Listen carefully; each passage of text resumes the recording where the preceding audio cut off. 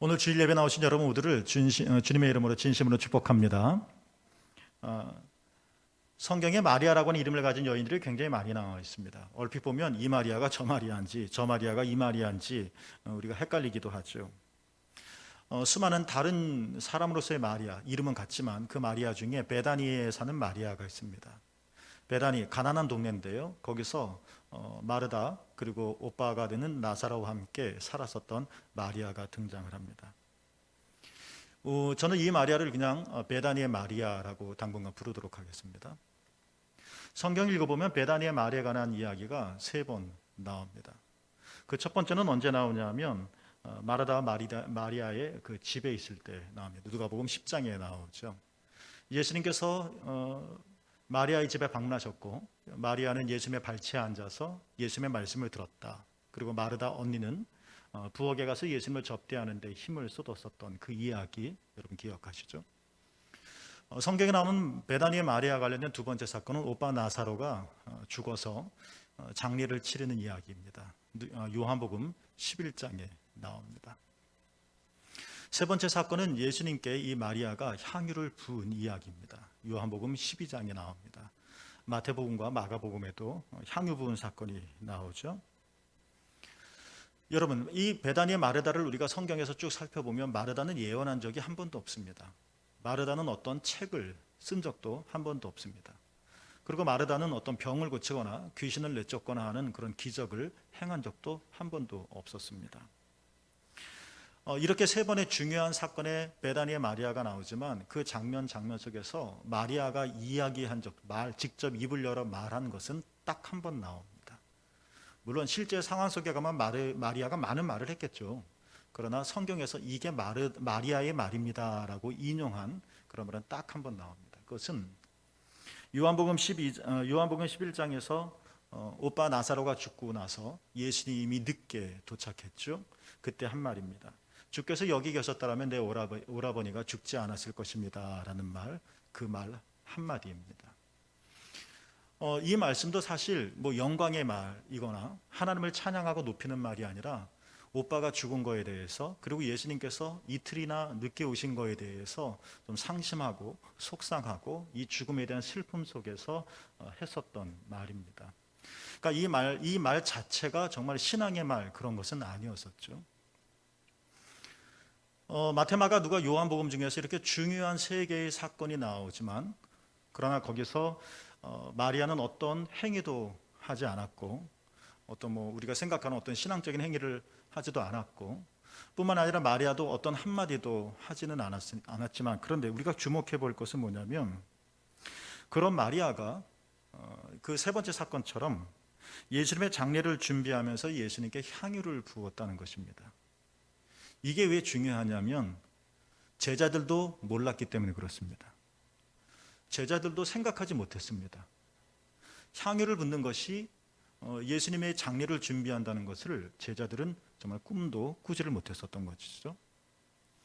이 마리아의 행위가 얼마나 아름다웠는지 예수님께서도 제자들에게 말씀하시기를 복음이 온 세상에 전해지는 곳마다 이 마리아가 했었던 이야기도 함께 전해지도록 해서 마리아가 영원토록 기억되어질 수 있도록 해라 라고 말씀하실 정도였었습니다. 여러분 궁금합니다. 마리아는 가난했습니다.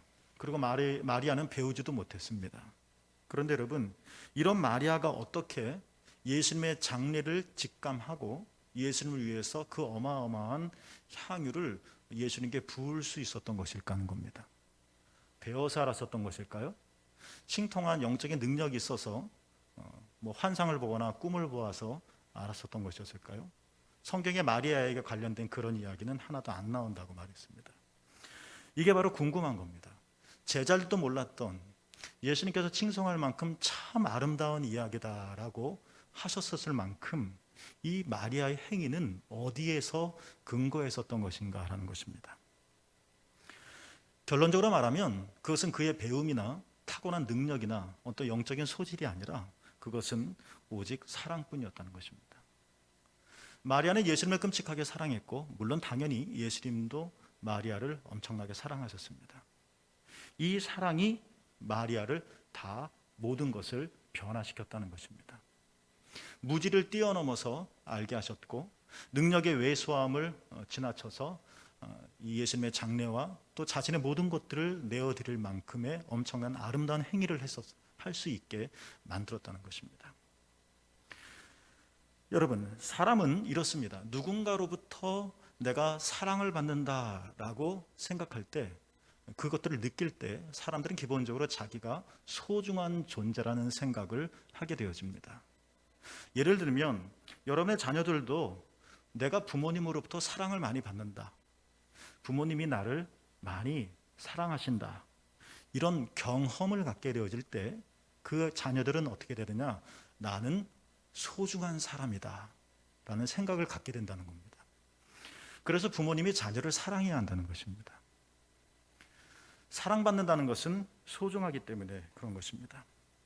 이렇게 어렸을 때부터 부모로부터 또는 선생님으로부터 아니면 내가 정말 존경하는 어떤 사람들로부터 내가 이렇게 사랑을 받고 있구나 하는 이런 소중한 경험들을, 그런 감정들을 갖게 되어지면 이 자녀는 성장하는 과정 속에서 자신을 함부로 대하지 않습니다. 왜요? 소중하니까. 소중하니까. 저분이 나를 사랑할 만큼 내가 소중하니까. 그래서 자신의 삶을 혹은 자신의 몸을 나쁜 곳에, 악한 것에 함부로 내던지지 않는다는 것입니다. 이렇게 이런 사람들은 시련을 만나게 되더라도 잘 이겨냅니다. 버팁니다. 넘어가려고 합니다. 왜요? 내가 소중하니까. 이렇게 사랑의 감정이라고 하는 것은 단순히 I love you 하는 그런 에로틱한 문제가 아니라 각 존재들을 매우 소중하게 만드는, 내 자신이 소중하다, 당신이 소중하다 하는 것들을 경험케 하는 참 좋은 이야기입니다. 여러분 무언가를 많이 사랑하신 적 있으시죠? 아니면 여러분 무언가에 대해서 많이 좋아하는 그 어떤 것이 있겠죠? 그럴 때 여러분은 어떻게 하십니까? 내가 무언가를 사랑하게 되고 내가 무언가를 좋아하게 될 때 우리에게 나타나는 가장 중요한 변화 중에 하나는 뭐냐면 시간을 많이 쓴다는 겁니다. 내가 많이 사랑하기 때문에 내 시간을 많이 드립니다. 시간이 많이 늘어난 것은 아니지만 시간을 쪼개서 쓰면서 내가 사랑하고 내가 관심 갖고 하는 그거에 대해서 많은 24시간 중에 많은 시간들을 어떤 모양이로든지 드립니다. 똑같습니다. 부모가 자녀들에게 얘야 내가 너를 사랑한다 아무리 말을 하더라도 자녀들이 느끼기에 엄마 아빠는 나와 함께 하시지 않아, 나랑 놀아주지도 않아, 나와 이야기하지도 않아, 아이들이 이렇게 해석하고 받아들인다면, 그러니까 엄마 아빠가 나를 위해서 시간을 안 쓰셔 라고 생각하게 된다면 아이들은 엄마가 아빠가 아무리 얘야 내가 너를 사랑한다 라고 말을 하더라도 그것들을 잘 받아들이지 않습니다. 그러니까 자녀들은 부모가 자신들과 함께하는 시간을 보고 부모가 나를 얼마나 사랑하는지를 느낀다는 것입니다. 여러분도 잘 아시겠지만 저는 사실 꽃을 잘 키우지 못합니다. 이런 생각을 지금까지 가지고 살 수밖에 없었던 이유 중에 하나는 멀쩡하게 잘 피던 꽃도 어찌됐든지 제 방으로 들어오거나 제 손에 주어지면 거의 죽었습니다. 나름대로 한다고 하는데 잘 안 됐습니다. 그러니 식물을 가꾸는 일이 저에겐 무척 부담스럽고 또 재미없는 일이 되었습니다. 그런데 여러분, 그러다가 어느 때부터인지 꽃을 키우는 일에 관심과 시간을 저 자신도 모르게 드리고 있구나 하는 것을 문득 알게 되었습니다. 물 주는 것을 잊지 않았을 뿐만 아니라 단순히 그냥 물만 벌컥벌컥 주는 게 아니라 언제 물을 주어야 하고 어떻게 물을 주어야 하는지, 그리고 자주 가까이 가서 살펴보기도 하였습니다. 이전에 한 번도 하지 않았었던 일, 직접 제가 가서 화분도 사고 그리고 분갈이도 여러 번 이렇게 해보았습니다. 인터넷을 통해서 아니면 휴대폰 사진기를 통해서 또 요즘 네이버에 사물을 찍으면 이게 무슨 꽃인지 이게 무슨 사물인지 다 알 수 있는 그런 장치도 있으니까 이렇게 꽃의 이름도 알고 이런 꽃을 어떻게 가꾸어야 하는지도 배우고 있습니다. 시간을 들인 겁니다. 관심을 들인 겁니다. 그랬더니 꽃도 아는지 지금은 제 방에 이런 역사가 없었는데 제 방에 화분이 굉장히 많아졌고, 물론 또 저도 재미있고, 그리고 그 꽃들도 참 잘 자라고 있습니다. 중요한 것은 이것입니다. 사랑하면 시간을 드린다는 겁니다. 그리고 시간을 들이면 사랑하게 된다는 것입니다. 우리는 다 하나님의 사랑을 체험하기를 원합니다. 뭔가 하나님에 대한 강렬한 경험들을 갖기를 원합니다. 하나님이 존재하신다는 것뿐만 아니라 하나님의 이 엄청난 사랑을 내가 좀 만났으면 좋겠다, 경험했으면 좋겠다, 그런 바람들을 다 가지고 있을 겁니다.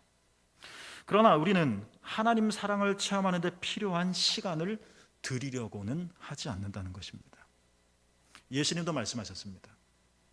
구하라, 그리하면 너에게 주실 것이요, 찾으라, 그리하면 찾아낼 것이요, 두드리라, 문을 두드리라, 그리하면 너희에게 열릴 것이다. 문을 열어주시는 분은 주님이시고, 찾게 해주시는 분도 주님이시고, 주시는 분도 주님이시지만 주님은 우리에게 말씀하십니다. 구하라, 찾으라, 문을 두드려라. 구하고 찾고 문을 두드리는데 시간을 내라는 겁니다. 이런 시간을 내는 헌신을 통해서 너는 내가 구하는 것을 찾게 되어질 것이고, 내가 두드리는 문이 내게 열려질 것이다 라는 말씀입니다. 그러니까 문제는 시간입니다. 이것은 단순히 물리적인 시간만을 가리키는 것은 아닙니다. 하나님의 사랑을 경험하고, 그리고 참으로 우리가 여러분의 소원처럼 하나님을 사랑하기 원한다면, 여러분, 우리는 하나님께 시간을 드려야만 합니다. 왜냐하면 사랑하면 시간을 드리고 뿐만 아니라 시간을 드리면 사랑하게 되기 때문에 그런 것입니다. 시간을 드리지 않고서 얻을 수 있는 것은 하나도 없습니다. 하다못해 내가 먹고 싶은 음식을 먹을 때도 우리는 시간을 내야만 합니다. 시간을 내지 않고 어떻게 우리는 음식을 먹을 수 있으며 이 달콤한 맛을 경험할 수 있단 말입니까? 오늘 예수님의 말씀입니다. 예수님께서 이 중요한 순간에 어떤 일을 행하셨는지, 예수께서 나가사 습관을 따라 감난산에 가셨다. 오늘 본문입니다. 개역성문에 습관을 따라라고 번역이 되어져 있어서 습관적이군요 라는 이런 부정적인 생각을 하려는지 모르겠지만, 표준세 번역에는 늘 하시던 대로 라고 번역이 되어져 있습니다. 그러니까 예수님은 그날도, 예전에도 그러셨었지만 오늘 급하니까 처음이 아니라, 오늘 좀 당황스러우니까 어쩔 수 없이가 아니라 아주 중요한 순간마다 때마다 예수님은 감난산에 가는 시간을 드렸다는 것입니다. 여러분, 예수님께서 오늘 본문 속에서 앞뒤 본문을 살펴보면 예수님께서 감난산에 오르셨던 그날은 어떤 날이었습니까? 제자들과 마지막 식사를 한 날이었습니다. 그러니까 내일이 없는 날이었습니다. 3년 동안 이런 일 저런 일 겪으면서 껴안기도 하고 울기도 하고 웃기도 하고 황당한 일을 당하기도 하고 어려운 일을 겪기도 했었던 이 많은, 정말 3년의 기간을 지나면서 정도, 사랑도 많이 들었던 이 제자들과의 마지막 식사라는 겁니다. 여러분, 누군가 마지막 식사를 한번 한다고 상상해 보십시오. 그때 기분이 어땠을런지. 예수님께서 늘 하시던 대로 감난산에 오르셨던 오늘 본문의 그날은 그 같은 시간에, 예수님께서 감난산으로 오르는 그 시간에 가룟 유다는 예수님을 넘겨줄 방도를 찾고 있었습니다. 물론 예수님도 알고 계셨죠. 그날 그 시간에 베드로가 예수님을 부인할 것, 예수님은 이 사실을 알고 계셨고 베드로에게 직접 이 말씀을 하셨습니다. 이게 바로 그날이었습니다. 감난산에 오르신 그날이었습니다. 그러니까 그날은 하늘이 맑아져서 오늘 등산이나 해볼까? 그런 날이 아니었습니다. 그날은 참으로 슬픈 날이었습니다. 마지막 날이었고 누군가는 나를 넘겨주려고, 돈 받고 넘겨주려고 찾아간 날이었고, 누군가는 나를 배신하겠구나 하는 것을 안 날이었습니다. 이게 오늘 본문 앞의 이야기입니다. 그날은 또 어떤 날이었을까요? 오늘 본문 뒤에 보면 이제 곧 유대인들에게 잡힙니다. 겟세마네 동산에서 기도하시고 나셔서 포박을 당하시고 가야바 대제사장의 집으로 끌려가시며 신문을 당하십니다. 그날입니다. 믿었던 제자들은 마가복음에 보면 예수님을 다 버리고 도망갔더라. 칼을 빼어내며 내가 예수님을 지키겠습니다 라고 호언 장담했던 자들도 다 도망갔더라. 얼마나 급했으면 혼니불로 벗은 몸을 가리고 도망갔더라. 비애감이 느낍니다. 적어도 인간의 최선의 양심이 있다면 이 정도는 아니어야 되지 않겠습니까? 예수님이 해준 게 있는데, 근데 다 도망갈 날, 그날이 바로 이 날입니다. 그리고 예수님께서 이제 홀로 남겨져서 말할 수 없는 고통을 당하시고 십자가의 죽음을 겪으시게 되어질 날, 그날이 바로 예수님께서 늘 하시던 대로 감난산에 오른 날이었습니다. 여러분, 주목할 것은 뭐냐면 이렇게 가장 비통하고 가장 슬픈 날, 가장 힘들고도 가장 고통스러운 그날 예수님은 어떻게 하셨습니까? 오늘 본문에 늘 하시던 대로 감난산에 오르셨다는 것입니다. 도망가는 제자들을 붙잡고 막 쫓아가서 뒷덜미를 잡으면서 야, 너 그러면 안 돼 라고 설득하지 않으신 날입니다. 아주 무자비하고 무리한 짓을 행할 그 유대 사람들, 로마 병정들에게 제발 나에게 이런 끔찍한 고통을 덜 해주시거나 아니면 없게 해달라고 사정하신 그날이 아니었습니다. 고난과 십자가를 어떻게 하면 비껴갈 수 있을까, 그 방도를 찾기 위해서 머리를 굴리신 날, 그날이 아니었습니다. 사방으로 그리고 위아래로 정말 꽉 막혀 있어서 누구도 막을 수 없고 도저히 피할 방도가 전혀 나타나지 않는 참 침통한 그날 예수님은 늘 하시던 대로 어디에 오르셨습니까? 감난산에 오르셨다는 것입니다. 자, 주목해 볼 말씀이 있습니다. 오늘 39절 말씀처럼 예수께서 나가사 습관을 따라 감난산에 오르셨을 때 우리는 그날 그 오름이 어떤 오름이었는지 우리는 지금까지 살펴보았는데, 이렇게 참으로 비통한 그날, 참 어둠만 짙게 깔린 이날 예수님께서 감난산에 오르셨더니 거기서 기도하신 거죠. 어떤 일이 예수님에게 일어났을까 하는 겁니다. 오늘 본문은 아니지만 42절에 이런 말씀이 있습니다.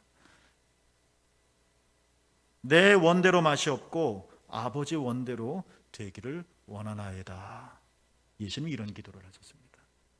여러분, 이것은 자포자기가 아닙니다. 이 짓 저 짓 다 해보다가 소용없으니까 난 몰라요, 알아서 하세요 라는 그런 말이 아닙니다. 예수님도 굉장히 이 상상만 하더라도 고통스러운 이 십자가와 모멸감을 충분히 알고 계셔서 이거 또 다른 방법 없을까? 이 잔을 내가 꼭 들이켜야 할까?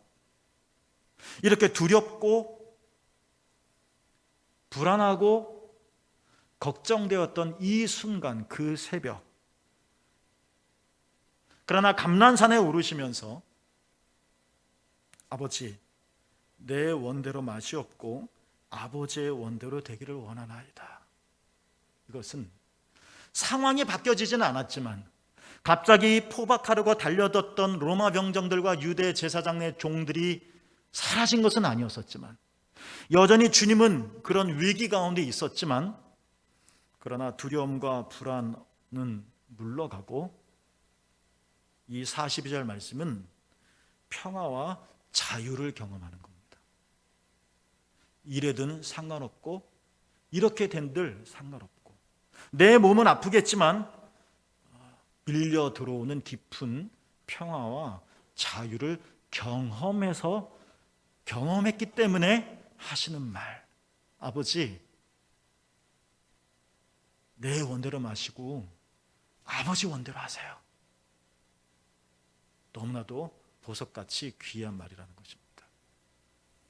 43절에서는 이런 표현을 또 하고 있습니다. 성경이 천사가 하늘로부터 예수께 나타나 힘을 더하더라.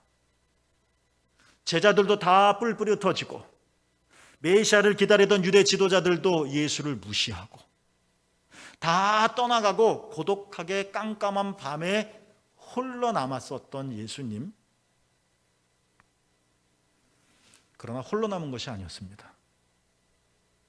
하나님께서 천사와 함께 하셨습니다. 이 천사와 함께 했다는 것은 단지 현상적인 이야기가 아닙니다.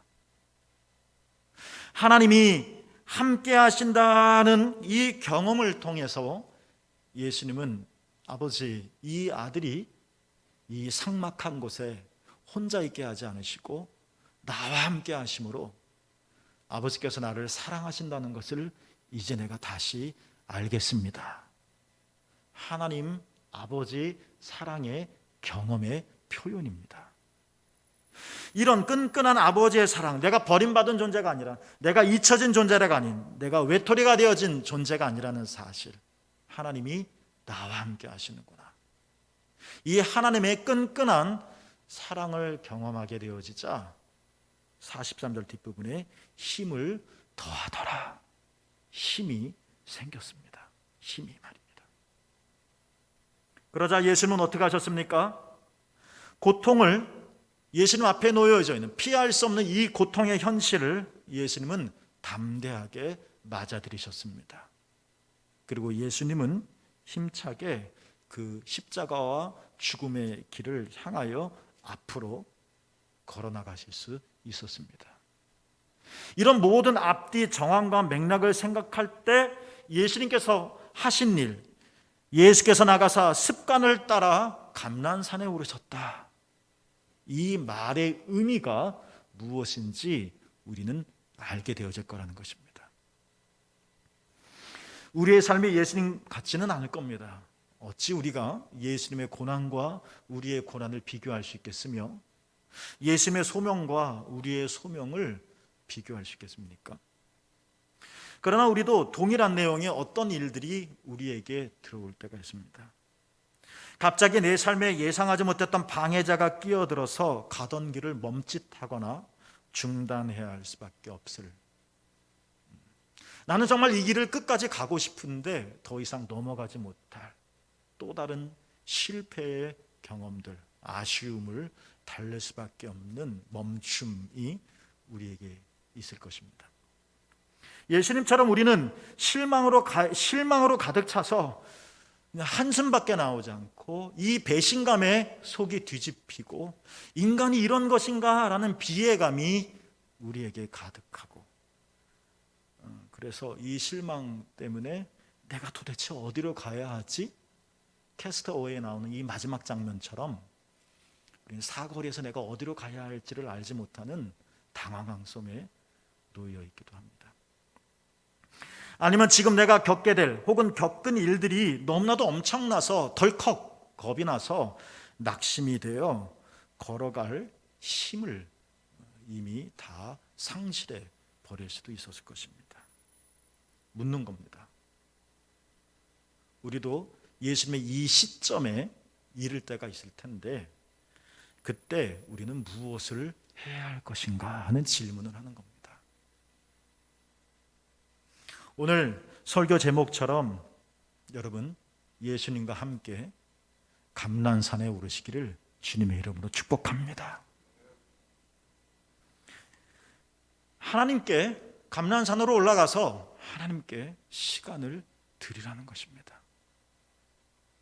급한 나머지 이것저것 해야 할 일이 눈에 쏙쏙쏙쏙 들어오고 내 감정에 요동쳐서 내 이성을 흐릿흐릿하게 만들고 내 의지를 약하게 하더라도, 그래서 내가 수많은 거짓된 혹은 왜곡된 생각을 하게끔 만들 수 있겠지만, 그러나 우리는 이때 우리는 무엇을 해야 할 것인가? 예수님과 함께 여러분 감난산에 오르십시오. 시간을 들이십시오. 억울한 사람 막 쫓아가서 항변하는 것도 좋겠지만 그거는 나중에 부활하시고 나셔서도 하시지 않았겠습니까? 지금은 감난산에 오를 때라는 것입니다. 나를 공격하는 사람을 찾아가서 면전에 서서 멱살을 붙잡고 쓴 말을 쏴대고 싶고, 내 인생을 판단하며 왜 이런 거야? 하나님 도대체 왜 이런 거야? 하면서 원망할 수도 있겠고, 아니면 이것저것 다 기진해져서 걸어갈 힘 없어서 휘청휘청거릴 수도 있겠고, 그러나 이때 우리가 해야 할 일은 무엇입니까? 예수님과 함께 감난산에 오르는 것입니다. 내가 해야 할 일이 많이 있지만 그 시간을 여러분 하나님께 드리십시오. 하나님께 드려보십시오. 그때 하나님께서 우리가 이렇게 예수님과 함께 감난산에 오를 때 우리는 예수님께서 천사를 통하여 하나님의 끈끈한 사랑을 경험하여 힘을 얻게 되어지신 것처럼 모든 깜깜한 두려움이 사라져서 뭔가 평화와 이 자유로움을, 묘한 신비로움을 경험하게 되었었던 것처럼 우리가 이 시간에 하나님께 시간을 들이며 나갈 때 하나님은 우리에게 이런 하늘의 선물을 주실 거라는 것입니다. 지금은 감난산에 오를 때라는 것입니다.